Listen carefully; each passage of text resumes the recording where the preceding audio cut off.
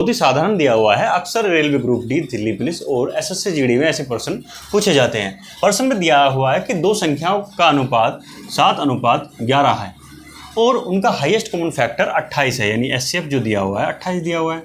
तो उनके बीच का अंतर पूछ रहा है। ये पहली संख्या है, ये दूसरी संख्या है, इन दोनों का अंतर कितना होगा? अगर रेशियो में देखें तो इनका अंतर होगा 4। हाईएस्ट कॉमन फैक्टर क्या होता है? अगर हाईएस्ट कॉमन फैक्टर की गुणा हम इनके अनुपात में कर दे तो वो हमें एक्चुअल जो वैल्यू है संख्या की वो पता चल जाती है। जो ये रेशियो होता है तो बिल्कुल सरलतम रूप होता है, इनके हाईएस्ट कॉमन फैक्टर आपस में कट जाते हैं।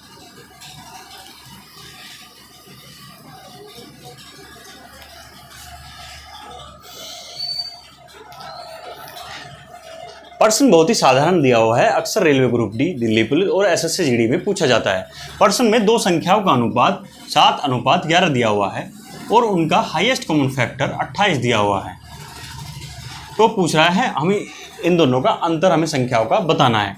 ये जो अनुपात होता है ये सरलतम रूप होता है किसी भी संख्या का, बिल्कुल जो कट जाती हैं आपस में संख्या। और हाईएस्ट कॉमन फैक्टर की जब हम इनमें गुणा करते हैं तो वास्तविक संख्याएं हमें पता चल जाती हैं। अगर इसकी गुणा हम अलग अलग करें तो वास्तविक संख्याएं पता चल जाएंगी।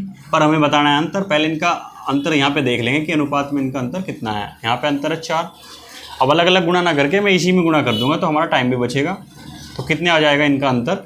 28 चौका 112। इन दोनों संख्याओं का अंतर जो निकलेगा वो 112 निकलेगा। और अलग अलग गुणा कर दोगे तो दोनों संख्याएं निकल जाएंगी।